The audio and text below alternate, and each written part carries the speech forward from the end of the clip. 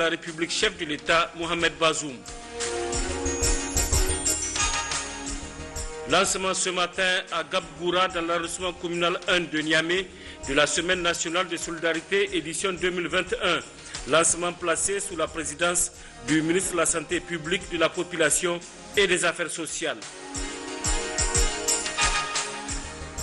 Cérémonie de remise d'une importante quantité de vivres aux personnes démunies de la région de Difa, une initiative de la première dame Hadiza Bazoum à travers l'ONG SADEB. Mesdames et messieurs, bonsoir et merci de suivre cette édition. La météo prévoit pour la matinée de demain des températures en légère hausse sur le pays. La présentation est signée Ousmane Bawa. Et chers téléspectateurs, bonsoir. Cet après-midi, c'est à Bulma qu'il a fait plus chaud avec 45 degrés Celsius et la température la plus basse, 38 degrés Celsius relevée à Gaïa. À Tilabiri, il a été relevé cet après-midi 42 degrés Celsius, 42 à Benoukouni, 42 également à Agadez, 40 degrés Celsius relevé cet après-midi sur Maradi et Zanderville et 39 degrés Celsius à Menosoroa. Cet après-midi, sur l'imagerie satellitaire, il est observé la présence d'une légère couverture nuageuse sur le Tamasna et l'Aïr et un ciel pratiquement dégagé sur le reste du pays. On a prévoir une nuit relativement calme. Pour la matinée de demain, il est prévu un ciel pratiquement dégagé et ensoleillé sur le pays. Pour les températures maximales de la journée de demain, il est prévu 42 à 44 degrés Celsius sur le Manga et le Damagaram, 40 à 42 degrés Celsius sur les régions de Maradi, Tawa, Tilabiri, Niamey et Dosso, avec 41 degrés Celsius sur la région de Niamey. Sur la partie nord du Niger, il est prévu 43 degrés Celsius à Agadez et 45 degrés Celsius à Bulma. Chers téléspectateurs, c'est tout pour cette page météorologique et bonne suite de programme sur Télé Sahel. À l'agenda officiel, retenez d'abord que le président du Conseil militaire de transition tchadien, le général de corps d'armée Mahamat Idriss Déby, est arrivé ce matin à Niamey pour une visite de travail. À sa descente d'avion, il a été accueilli au pied de la passerelle par le premier ministre chef du gouvernement, Oumoudou Mahamadou.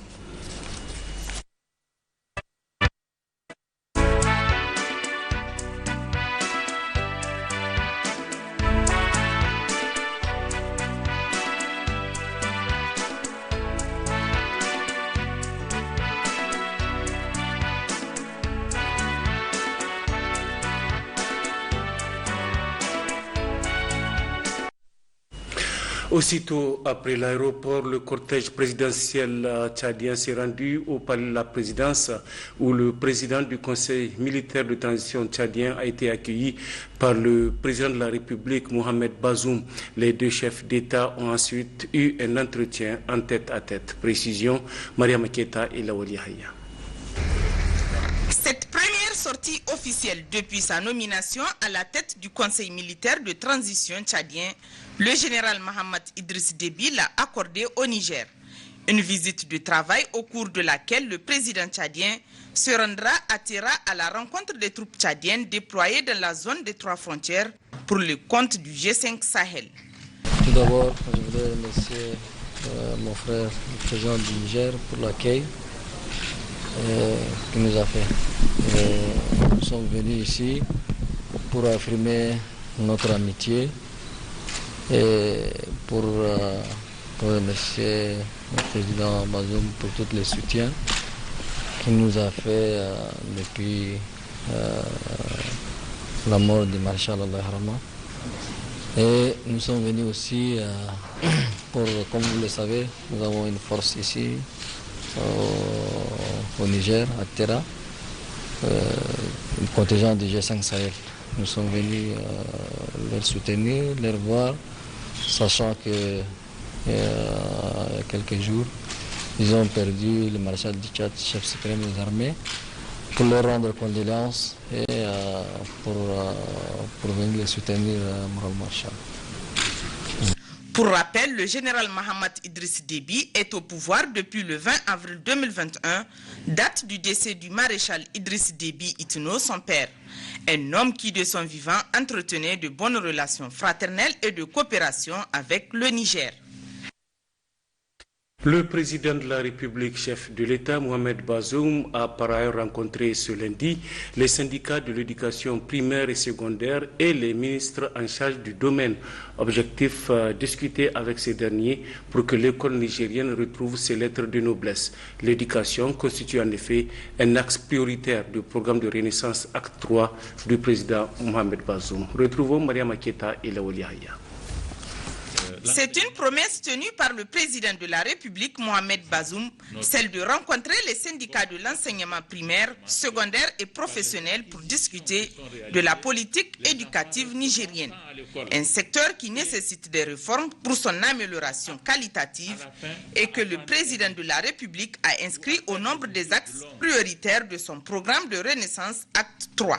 Il faut que nous créions les conditions qui nous permettraient d'avoir une école qui est en mesure de former les jeunes, qui est en mesure de donner les résultats escomptés du niveau des investissements qui sont réalisés dans ce cadre. Parce qu'en effet, en consacrant au moins 22% des ressources budgétaires chaque annuel dans le système éducatif, nous mettons beaucoup d'argent sans que nous ayons quelques résultats que ce soit. Et donc, il faut que ça change. Et les enseignants que vous êtes sont mieux placés pour savoir qu'est-ce qui doit changer. Qu'est-ce qui doit changer dans la gouvernance. Nous devons, à un certain niveau de la gouvernance de l'école, sanctuariser l'école et éviter que la politique s'y introduise. Très satisfait pour cette marque d'intérêt au secteur éducatif, les responsables des différents syndicats sont unanimes à accompagner Mohamed Bazoum dans cette démarche qu'il apprécie à sa juste valeur. Depuis longtemps, lorsqu'il y a des rencontres, des échanges de ce niveau, il faut dire que c'est lorsqu'il y a des difficultés dans les sous-secteurs ou dans les secteurs. Mais cette fois-ci, le président a anticipé d'abord sur les préoccupations en mettant au cœur de ces préoccupations la question de l'éducation. C'est un message fort, vraiment provenant donc de son Excellence, Monsieur le Président, un message fort que nous apprécions à sa juste valeur et que nous mesurons vraiment l'importance de ce message. Et à cette occasion, nous avons exprimé notre disponibilité vraiment à accompagner donc, son Excellence, Monsieur le Président, dans la réalisation de cette politique. Nous sommes vraiment touchés du fond du cœur et reconnaissants et honorés du fait que, chose rare, que son Excellence, Monsieur le Président de la République, Mohamed Bazoum, en personne, et sans que nous l'ayons demandé, en tout cas, choisissent de nous rencontrer pour parler à bâton rompu. On a parlé d'homme à homme, de personne humaine à personne humaine, et sans barrière, sans voile, et ça nous a beaucoup réconfortés. Et c'est pourquoi, comme nous l'avions déjà annoncé, le Président de la République a même dévancé les syndicats sur ce qui aurait pu être des sujets qui allaient irriguer nos interventions dans les médias. Et bon, comme il l'a dit, il n'y a plus de débat. C'est pourquoi nous avons estimé qu'ici, franchement, nous sommes objectifs avec nous et conséquents. Et ce qu'il vient de décliner, ce n'est pas évident que d'ailleurs, si on laissait les syndicats, ils allaient produire un document aussi pertinent et aussi détaillé, et qui est parti dans tous les recoins. Rien n'est laissé au hasard. À travers cette rencontre, nous avons eu l'occasion, en tout cas, d'étaler l'ensemble des préoccupations des syndicats qui sont des préoccupations des enseignants. Et le président avait pris note et il avait promis, en tout cas, que nous allons être reçus par le ministre de l'Éducation nationale pour, en tout cas, discuter en long et en large sur l'ensemble des points que nous avons étalés, qui sont nos différentes préoccupations. L'école nigérienne mérite qu'on s'y investisse, ont-ils conclu, et ils s'engagent à apporter des leurs pour l'atteinte de l'objectif que s'est fixé le président Mohamed Bazoum dans le système éducatif afin qu'elle retrouve toutes ses lettres de noblesse. Elle vous dira, c'est bien. Le président de la République, chef de l'État, a également reçu cet après-midi en audience le représentant résident pour le Niger du Fonds monétaire international FMI. Ce dernier est porteur d'un message de félicitations de la directrice générale de cette institution au président de la République, Mohamed Bazoum, pour son élection à la magistrature suprême de notre pays. Compte rendu, Maria Maketa et Lawali Haya. Les priorités du président de la République, chef de l'État, réunis autour de son programme de renaissance Acte 3, étaient au centre de cette audience accordée par Mohamed Bazoum aux représentants résidents du FMI au Niger, en présence du ministre des Finances. J'ai eu l'honneur de lui transmettre une lettre de félicitations de la directrice du Fonds monétaire international en lui félicitant, et j'ai discuté aussi avec son Excellence les priorités qu'il a placées dans l'éducation, surtout l'éducation de la jeune fille, et la transformation du secteur privé et aussi la lutte contre la corruption. Je lui ai exprimé toute la volonté du Fonds monétaire international de soutenir le gouvernement du Niger aussitôt que le programme de réforme. Et je l'ai informé aussi qu'on a déjà commencé avec le ministère des Finances discussion préliminaire sur un nouveau programme du FMI. Donc ça, c'était l'essentiel de notre discussion. C'est dire également que l'amélioration du secteur éducatif, priorité phare du président de la République, occupe une bonne place dans les liens de coopération avec le Fonds monétaire international. De son côté, le président de l'Assemblée nationale, Seyni Oumarou, a reçu en audience ce matin plusieurs personnalités. C'est ainsi qu'il s'est entretenu successivement avec l'ambassadeur de la République du Ghana, le représentant résident de la Banque africaine de développement BAD, puis le représentant de la SECNA auprès de la République du Niger, chef de mission résident, Aïchetou Bawa et Azirabiou. La première audience, le président de l'Assemblée nationale, Seyni Oumarou, l'a accordée à l'ambassadeur de la République du Ghana auprès de la République du Niger. Jonathan Rexford est venu féliciter le président de l'Assemblée nationale pour sa brillante élection avant de faire un tour d'horizon de la coopération excellente qui existe entre les deux pays. The main purpose of the visit was to facilitate good relations between the two countries. C'est pour faciliter la coopération qui existe entre les deux pays et également de féliciter le Niger pour les élections crédibles. Et également faire en sorte que la coopération qui existe entre les deux pays progresse à un autre niveau. J'ai également discuté avec lui comment nous pouvons faciliter le commerce, les échanges et comment échanger des idées pour pouvoir aider les deux pays pour faciliter le progrès et également pour savoir comment les deux pays vont coopérer pour faire face à leurs problèmes. Par la suite, Seyni Oumarou a reçu Noureddine Kandia, représentant résident de la Banque africaine de développement BAD. Après avoir félicité le président du Parlement pour son élection, le responsable de cette institution financière continentale est venu prendre conseil auprès du président de l'Assemblée nationale, mais aussi parler des perspectives de coopération entre son institution et le Niger. Et donc il était important pour moi, en tout cas en tant que représentant résident de la Banque africaine de développement au Niger, de venir recueillir les conseils, les orientations du président de l'institution pour voir ensemble comment justement ce partenariat peut être initié. Et j'avoue que sur cette question et d'autres points que nous avons eu à évoquer, nous avons reçu une oreille extrêmement attentive de la part du président de l'Assemblée nationale. Et donc il a eu une appréciation positive en tout cas de l'impact des projets de la banque au Niger. Et je pense que c'est des atouts que nous mettrons vraiment à profit dans le cadre de ce partenariat que nous appelons, en tout cas nous de notre vœu, avec l'Assemblée nationale pour une mise en œuvre efficace des projets de développement que nous cofinançons avec la République du Niger. Quant à la dernière audience, Seyni Oumarou l'a accordée aux représentants de l'Agence pour la sécurité de la navigation aérienne en Afrique et à Madagascar, ASECNA. La coopération entre les deux institutions et les perspectives pour la relance des activités de cette agence après le choc de la pandémie de la Covid-19 étaient au centre de leur échange. Nous avons profité de l'occasion pour faire un tour d'horizon sur la mission de la SECNA, de façon générale au niveau de tous les pays et particulièrement au Niger, ce que la SECNA est en train de faire. Et comme vous le savez, le contexte mondial oblige, il y a la pandémie. Nous avons profité également pour faire la situation de l'évolution des redevances au niveau de la SECNA compte tenu de cette situation de Covid-19. Et je puis vous assurer donc nous avons reçu une oreille attentive auprès du Monsieur le Président de l'Assemblée nationale pour accompagner autant que faire se peut. La SECNA a passé cette zone de turbulence. Nous avons bien sûr profité pour rassurer Monsieur le Président de l'Assemblée que malgré cette situation de Covid-19, la SECNA donc tient debout. La SECNA donc continue à fournir les services de la navigation aérienne de qualité et il n'y a pas d'inquiétude particulière à se faire par rapport à ça. Toutes ces audiences se tiennent à un moment où l'Assemblée nationale poursuit activement les travaux de sa première session ordinaire au titre de l'année 2021, dite session des lois. Autre aspect de cette édition, lancement ce matin à Gabgoura dans l'arrondissement 1 de Niamey de la Semaine nationale de solidarité édition 2021.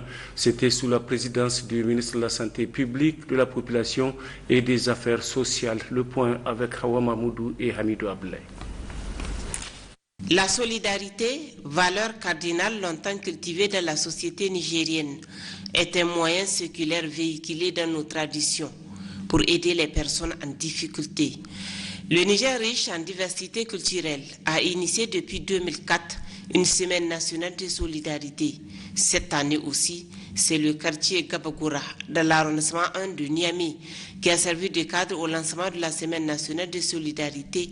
Le ministre de la Santé publique, de la population et des affaires sociales, Dr Idi Ilyassou Maïnassara, a décliné l'objectif de cette journée. La Semaine nationale de solidarité a pour objectif donc de promouvoir une société inclusive en vue d'amorcer un développement à la base de toutes les couches sociales. Elle est une tribune de plaidoyer et de mobilisation des acteurs pour plus de pensée et d'action à l'endroit des plus démunis, qui sont nombreux parmi nous.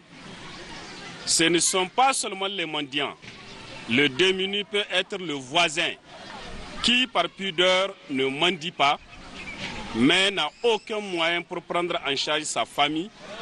C'est aussi celui-là qui n'arrive pas à manger à sa faim, ni boire à sa soif. Au-delà des mots, les initiateurs passent aux actions concrètes, illustrations à travers cet acte. En effet, la solidarité et la cohésion sociale figurent parmi les priorités du programme de son Excellence Mohamed Bazoum, président de la République, chef de l'État. Durant cette semaine, des actions de plaidoyer et de sensibilisation ainsi que des appuis multiformes seront apportés dans toutes les régions du Niger à l'endroit des groupes vulnérables. La Semaine nationale de solidarité nous donne l'opportunité de demander encore à toutes les communautés et à tous nos partenaires de poursuivre pour l'intérêt qu'ils accordent à la promotion des groupes défavorisés. Être solidaire est avant tout un acte humain. Le gouverneur de la région de Niamey, Oudou Ambouka, a indiqué que le choix de Gabgoura n'est pas fortuit. Car en plus d'être un village déficitaire, il a aussi connu, durant la campagne agricole 2020-2021, une des inondations sans précédent. Nombreux sont les chefs de ménage qui ont tout perdu avec d'importants dégâts dans les champs de culture et également le bétail. Il faut par ailleurs signaler que le ministre de la Santé publique, de la population et des affaires sociales a initié une séance de démonstration de lavage des mains pour rappeler à la population les mesures de restriction liées à la Covid-19. À l'intérieur du pays, cérémonie d'installation ce matin des nouveaux membres du Conseil régional de Maradi. La cérémonie était placée sous la présidence du gouverneur de la région. Détail, Abdel Fattah Moussa et Nassourana Kakale. Ils sont nombreux à prendre part ce matin au gouvernorat de Maradi à la cérémonie d'installation du conseil régional et à l'élection des membres de l'exécutif du dit conseil. Cette cérémonie qui s'est déroulée dans le calme et la tranquillité a été présidée par le gouverneur de la région qui, de prime abord, a procédé par la lecture du jugement rendu par le tribunal de grande instance statuant en matière électorale dans cette région. Zakari Oumarou a par la suite procédé au discours d'installation du conseil régional où il a souligné les attributions de celui-ci. Le conseil régional doit jouer un rôle déterminant dans la promotion du développement économique. Il a en plus un rôle de contrôle et de suivi de l'exécution des délibérations et décisions prises en conseil. Cependant, il importe de noter que le conseiller régional n'a pas de pouvoir de décision propre en dehors des réunions du conseil. Ceci ne veut toutefois pas dire que le conseiller n'a aucun devoir en dehors des séances du conseil ou que ses responsabilités s'arrêtent au sortir de la salle du conseil. En effet, le conseiller qui veut remplir valablement son mandat doit garder le contact avec la population qu'il représente et connaître ses besoins afin d'être son porte-parole au niveau du conseil et prendre des décisions en connaissance de cause des problèmes qui se posent dans les différents quartiers, villages et tribus de la région qu'il habite. En effet, cette rencontre a été marquée par l'élection des membres du conseil. Ainsi, Lawali Malam Moussa est élu président avec 100% des 40 voix de suffrage exprimées valables. Zakari Oumarou a ensuite couronné le nouveau président du conseil régional du Maradi, Lawali Malam Moussa, marquant ainsi sa prise de fonction lui permettant de diriger l'élection de ses collaborateurs. À cet effet est élu à la première vice-présidence du conseil Madame Zouera Ousmane et Mohamed Laminou Abarchi, élu deuxième vice-président du dit conseil. Toutes ces élections sont déroulées sous la supervision d'un huissier de justice. En outre, le gouverneur de Maradi, Zakari Oumarou, a rappelé aux nouveaux membres de l'exécutif du conseil régional l'exaltante mission qui est la leur, notamment la lutte contre l'insécurité le long de la frontière avec le Nigeria voisin et la sensibilisation sur la vaccination contre la Covid-19. Le réélu PhD en sciences de l'éducation, Lawali Malam Moussa du PNDS Taria, n'a pas manqué d'exprimer toute sa gratitude aux différents conseillers qui ont placé leur confiance en lui. Il a à cette occasion affirmé qu'il œuvrera inlassablement avec tous les conseillers et les collaborateurs du conseil pour le développement de la région de Maradi. Installation ce matin à Zender des membres du tout nouveau bureau du conseil de ville de la région. Là également, c'était sous la présidence du gouverneur de la région, Mato Touraki et Abdraman Maazou. Cette installation des conseillers de ville suivie de l'élection de l'exécutif parachève le processus de mise en place de la décentralisation. En effet, c'est le 13 décembre 2020 que les différentes collectivités élisaient leurs conseillers. Après ces installations, ont suivi d'autres étapes. C'est ainsi qu'après le rappel des dispositions réglementaires par le secrétaire général de la région de Zender, Harou Maman, la mise en place du bureau d'âge vient le fatidique moment d'annonce de candidature. Celle de Abdoulrahim Balarebe du RDR Tchangi est présentée, puis celle de Hapizou Malam Bachir du PNDS Tareya. Après plusieurs dizaines de minutes, la suite des opérations se déroulera dans l'urne. Après dépouillement, Abdoulrahim Balarebe a recueilli 19 voix contre 9 à son challenger. Ainsi, il devient le nouveau président du conseil de ville de Zender. Il remplace à ce poste Dr Bachir Sabo, qui a passé 10 ans à la tête de ce conseil. L'élection du maire central a été suivie par celle du premier adjoint à la personne de Adamou Ilou, dit Baba et Ilou, et du deuxième adjoint à la personne de Abdou Issa, tous du RDR Tchangi. S'adressant à eux, le gouverneur de la région de Zender, Issa Moussa, a invité les trois responsables à travailler en synergie pour moderniser la capitale du Damagaram. Quant au nouveau président du conseil de ville de Zender, il soutient placer son mandat de 5 ans sous le signe de l'unité et du rassemblement. Notre ambition, Dieu nous est témoin, est de travailler en synergie avec toutes les sensibilités qui sont représentées au niveau du conseil de ville de Zender. C'est de faire en sorte de nous rendre ouvriers de la ville de Zender, travailler pour l'intérêt de la ville de Zender, travailler pour le rayonnement de la ville de Zender. Le nouveau président du conseil de ville de Zender est enseignant de formation. Il fut député national de 1999 à 2004 et sous-préfet dans les années 1993.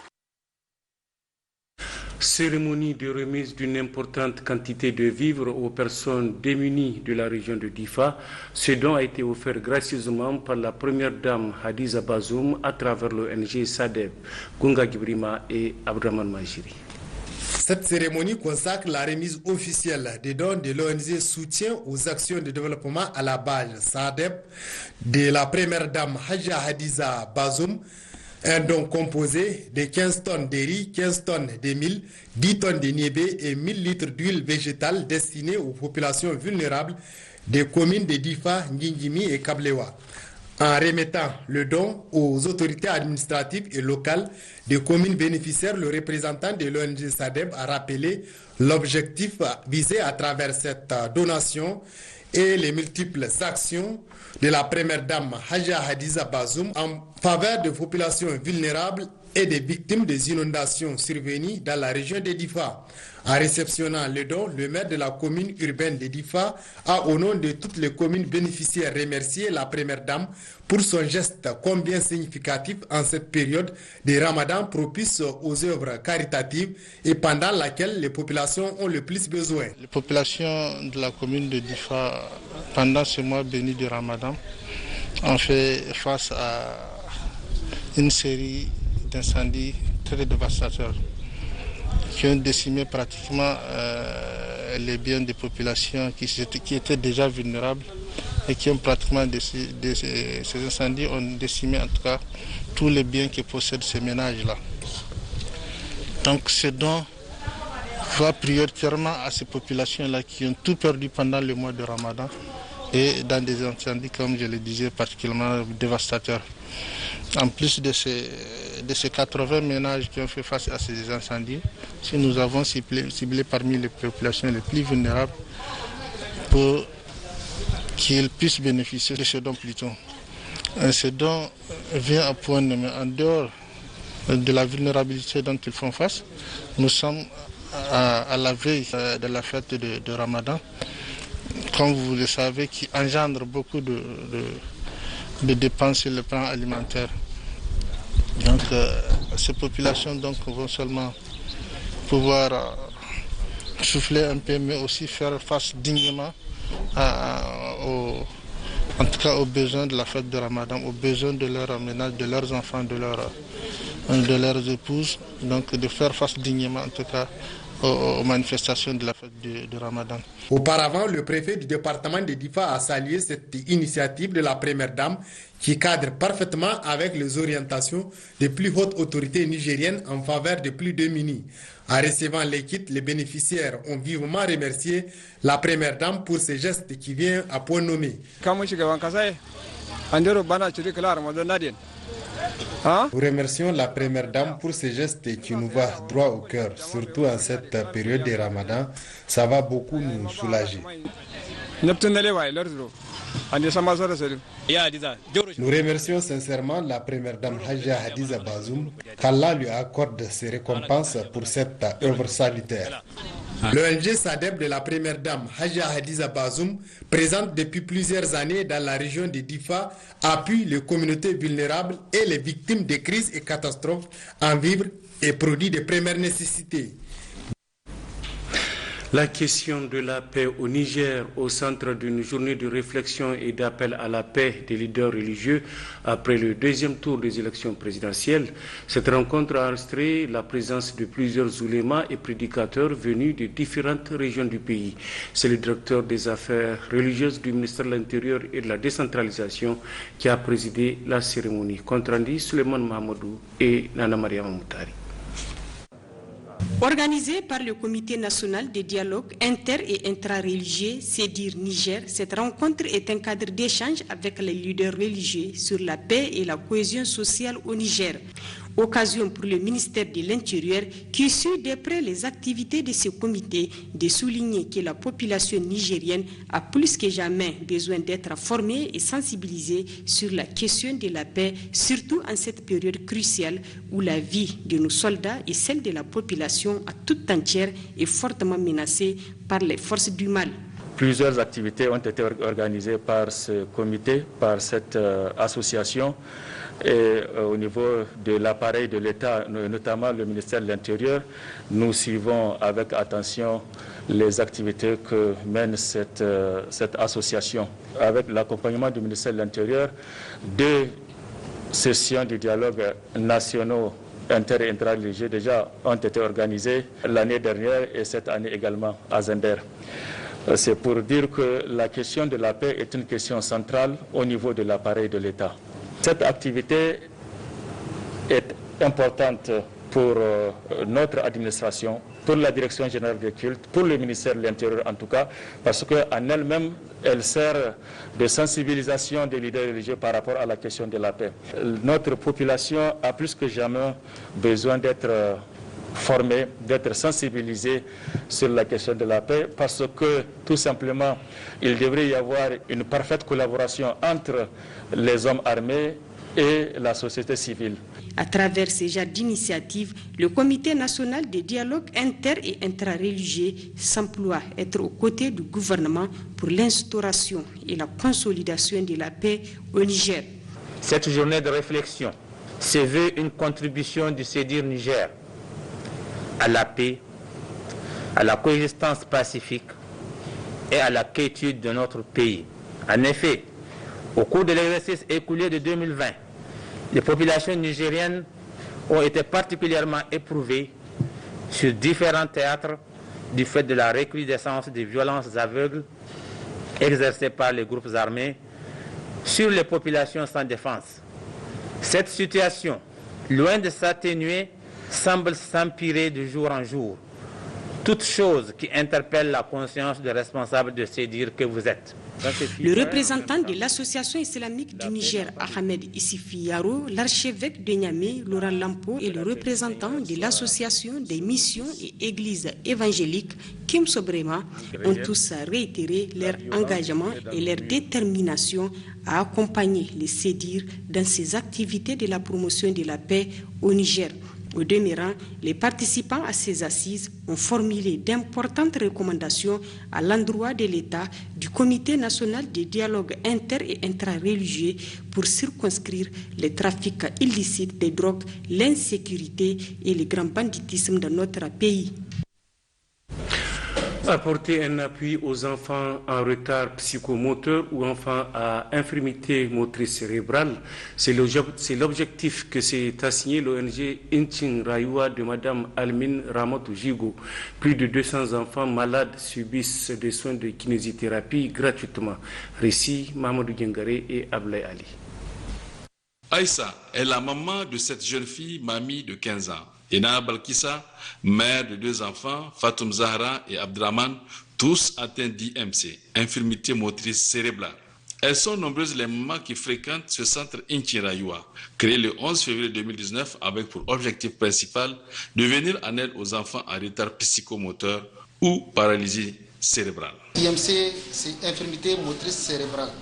Donc, c'est un ensemble de signes cliniques qui caractérisent un développement de mouvement et de la posture. Posture, on entend par là, juste au niveau des articulations, le mouvement, c'est-à-dire, comme on appelle ça, les gestes.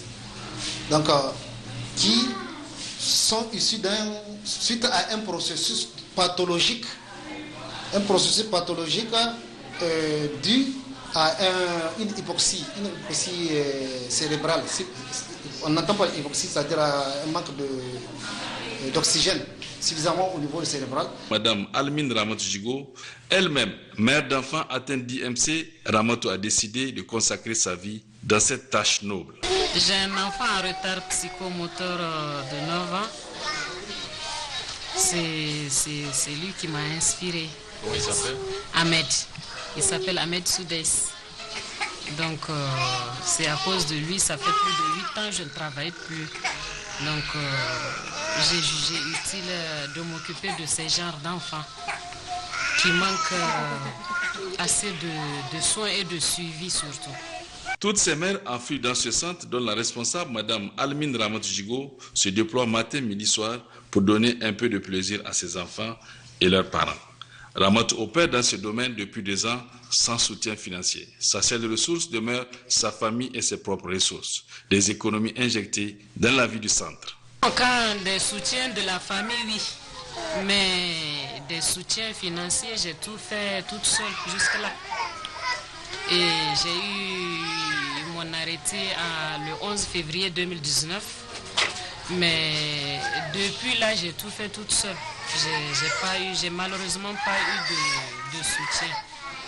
Donc, j'espère vraiment bientôt avoir un appui pour mener à bien ce projet. On dénombre environ 200 enfants à recevoir des séances de kinésithérapie. Ces enfants viennent de tous les coins de la ville de Niamey.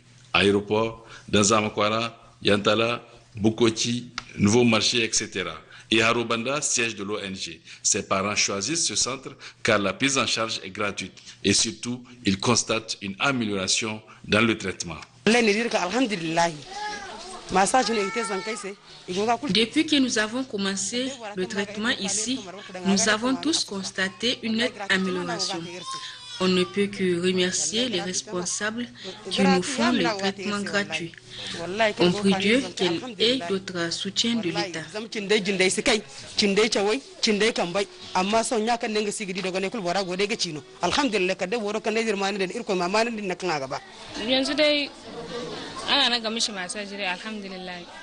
Mon enfant subit le massage ici et depuis, il va mieux. Maintenant, il peut maintenir sa tête, il peut s'asseoir. Je peux dire qu'il est même guéri. Je souhaite que Mme Ramatou puisse trouver un soutien de l'État parce qu'elle nous soigne gratuitement.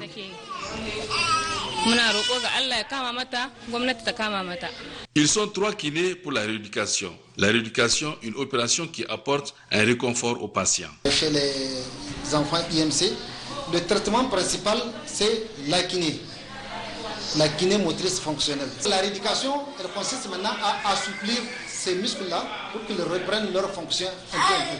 C'est une maladie chronique.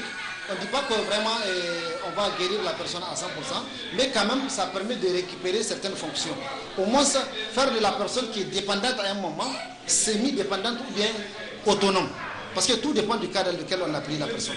Parce que si c'est une personne qui s'asseye et que maintenant, avec la rééducation, elle arrive à tenir un objet, c'est-à-dire debout, on a gagné. Et s'il est déjà debout, maintenant, même s'il arrive à marcher avec une démarche en ciseaux, avec les pieds comme ça, on a gagné. Madame Almine Ramatoujigo et son équipe de kinés et d'infirmières abattent jour et nuit un travail colossal sans grands moyens. Leur devise est de promouvoir et améliorer la vie d'un maximum d'enfants, impliquer ou motiver les parents d'enfants et les équipes de suivi médical en définissant les rôles précis de chacun. L'ONG Inkirayua se bat pour le droit à la vie de ses enfants, mais elle a besoin de soutien de l'État et des partenaires pour mieux mener sa mission, celle d'offrir à ses enfants nigériens de meilleures conditions de vie.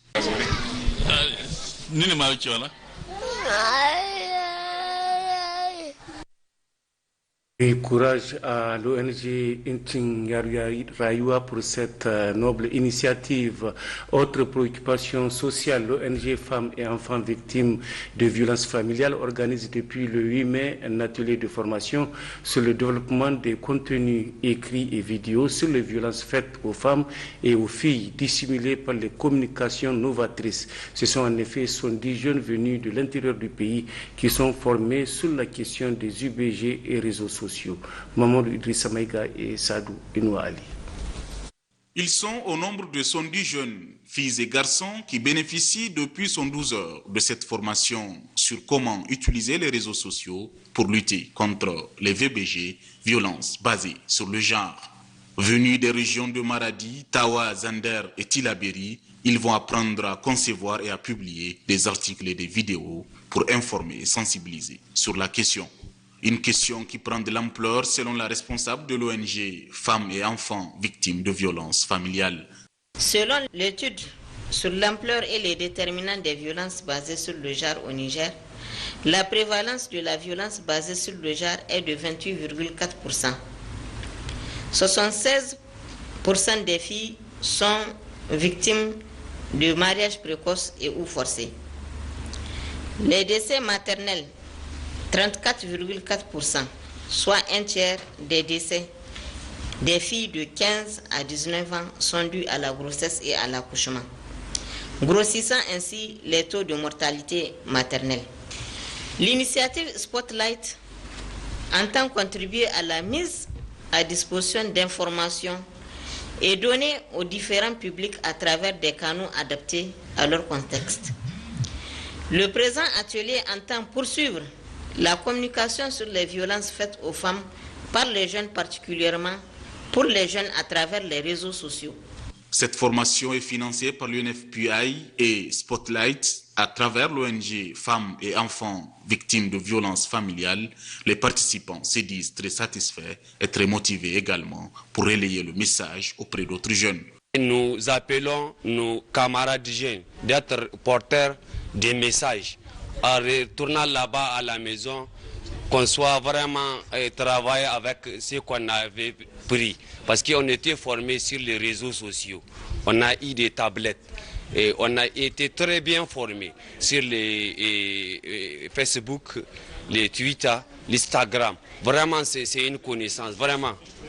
On nous enseigne sur comment s'en servir sur les réseaux sociaux, partager des messages sur les violences basées sur le genre VBG et attirer l'attention des populations sur la lutte contre la violence faite aux femmes et aux filles. Et je remercie aussi l'ONG de m'avoir permis et donné la chance d'assister à cette formation. Il faut aussi rappeler que l'année passée également, 110 autres jeunes ont été formés par la même organisation sur le même sujet, une manière de dire que la communication sur les violences basées sur les femmes et les jeunes filles va se poursuivre dans la durée. Le centre de conférence de Bangoula a accueilli ce matin les travaux de l'atelier d'évaluation du rapport provisoire de l'étude d'impact environnemental et social du projet de création d'une unité industrielle de fabrication d'articles en plastique dans la commune rurale de Hamdalaï, une initiative du ministère de l'Environnement et de la lutte contre la désertification à travers le bureau d'évaluation environnementale. Précision Ablaziz Issaka et Bachir Robo. À travers ces assises organisées par le Bureau d'évaluation environnementale du ministère de l'Environnement et de la lutte contre la désertification, le comité ad hoc chargé de l'étude des impacts environnementaux et sociaux du projet de création d'une unité industrielle de fabrication d'articles en plastique à Barkawol, située dans la commune rurale de Hamdalaï, est appelé à l'évaluation du document de rapport provisoire de l'étude effectuée à ce sujet. Les rapports en tant que tel produit, lors de cette étude-là, sera évalué, examiné, voir quel est en tout cas le contenu de ces rapports-là, faire un état des lieux des rapports. Donc c'est à ce moment-là que le comité va donner son avis. Donc que ce soit un avis favorable ou bien un avis défavorable par rapport à la mise en œuvre, conformément à ce qui a été rapporté dans les rapports vis-à-vis des impacts sociaux et environnementaux. Ceci vise à satisfaire aux exigences de la loi pour l'obtention des autorisations en vue de la mise en route effective du projet. Notre pays s'est résolument engagé à préserver l'environnement en adoptant des textes en matière de gestion conformément à la Constitution du 25 novembre 2010. C'est pourquoi ce projet, comme tant d'autres, est soumis à cette obligation réglementaire pour requérir auprès du ministère chargé de l'environnement l'autorisation préalable avant le démarrage de ces activités conformément à l'article 3 de la loi suisse mentionnée. En dépit des nombreux avantages et opportunités attendus de la mise en œuvre du projet, nous ne devons pas perdre de vue les impacts négatifs potentiels sur les milieux biophysiques et humains. Nous devons aussi évaluer l'efficacité et l'efficience des mesures proposées pour y faire face. Ce projet de construction d'une unité de fabrication d'articles en plastique présente une opportunité économique pour les populations de la commune rurale de Hamdalaï, a indiqué dans son mot de bienvenue le président de la délégation spéciale de la commune. Le programme PPDE a, dans le cadre des mesures contre la Covid-19, procédé ce matin à Tawa à une remise de kits de lutte contre la Covid-19 aux petites et moyennes entreprises de la région. Plus de précisions avec Tahir Hassan Abdelkader. Ils sont au total 48 petites et moyennes entreprises bénéficiaires de la région de Tawa, dont 44 PME du secteur bâtiment et 4 PME du domaine de l'hydraulique. Initié par le programme de promotion de l'éducation et de l'emploi PPDE, avec l'appui de la coopération allemande KfW d'un montant de 58 650 000 francs CFA, ce dont vient renforcer les capacités des petites et moyennes entreprises de la région de Tawa dans leur domaine d'intervention. Dans le monde entier, après Covid qui est venu, là, qui est arrivé, il y a tellement eu des entreprises qui n'ont pas bougé, il y a tellement eu des activités qui ne sont pas bougées. Et parfois, tu vas voir même, il y a l'État qui va intervenir pour accompagner les entreprises. Et nous, c'est dans ce cadre-là que la coopération allemande par le PP2E, qui est rattaché à la préfecture, est venue apporter son aide aux entreprises. À l'entame de la cérémonie, le secrétaire général de la région de Tawa, Ibrahim Miko, a remercié au nom des bénéficiaires le programme de promotion de l'éducation et de l'emploi et la coopération allemande KfW pour son appui qui vient à point nommé. Ce matériel, nous sommes convaincus, va leur être d'une aide très très importante. Alors, une fois de plus, au nom du gouvernement, nous remercions les partenaires pour cet appui constant, surtout un appui concret et ponctuel, un appui dont on a besoin, parce que c'est du matériel, ce travail de compactage qu'on fait souvent avec la main. Aujourd'hui, nous avons une machine alimentée par un groupe électrogène qui va le faire de manière plus rationnelle que le travail à la main. Une deuxième phase interviendra en juin. Alors le conseil que nous vous donnons, c'est de prendre soin de ce matériel. Avant de donner le coup d'envoi de cette remise de kits PME et Covid-19, Ibrahim Miko a exhorté les différents bénéficiaires à faire un bon usage du présent matériel afin d'atteindre les différents objectifs qu'ils se sont fixés. Et à propos de la tendance Covid-19 au Niger, les résultats des examens virologiques de ce jour 10 mai 2021 se présentent comme suit: un nouveau cas positif de sexe masculin notifié chez les alertes sur 99 tests réalisés à la Covid-19. Ce cas positif provient de la région de Niamey. Aucun décès enregistré ce jour. À ce jour, sur 101 324 personnes testées, 5 322 sont déclarées positives à la Covid-19, parmi lesquelles 4 904 guéris, 192 décès, 226 cas actifs, 85 en hospitalisation, dont 2 en réanimation. Le gouvernement attire l'attention des populations sur le fait que le virus circule fortement au niveau communautaire, avec de plus en plus de cas présentant des signes souvent graves. Aussi, le gouvernement invite la population au respect strict de toutes les mesures prises, à savoir le port de masque, le lavage des mains à l'eau et au savon et l'utilisation du gel hydroalcoolique, et à se faire vacciner contre la Covid-19. Pour toute information, appelez le 15 ou le 93 59 18 02. La région de Tawa, à l'instar des autres régions du pays, a célébré hier la nuit du destin. Ils étaient nombreux, les fidèles musulmans, à prendre part à ce rendez-vous. Le point avec Aboubakar Sadou et Mohamed Agoum.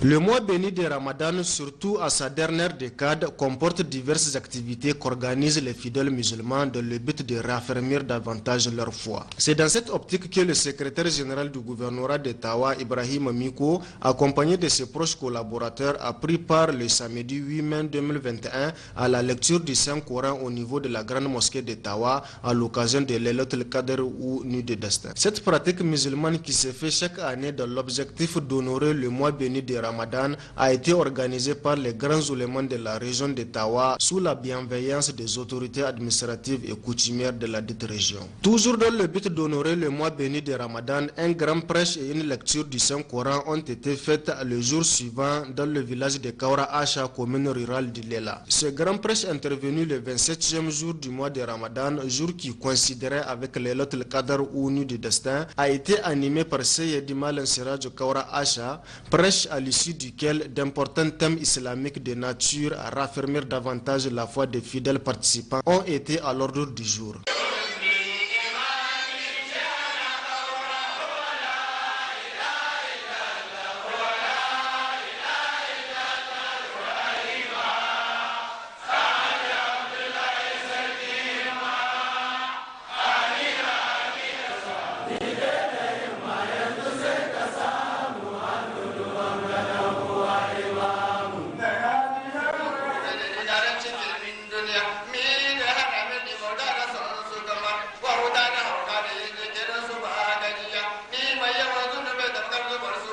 Après les tafsirs et les chants islamiques, une lecture du Saint-Coran suivie d'une fatia collective ont été faites pour qu'Allah, le très miséricordieux, gratifie le Niger d'un hivernage fécond et d'une paix durable, gage du développement.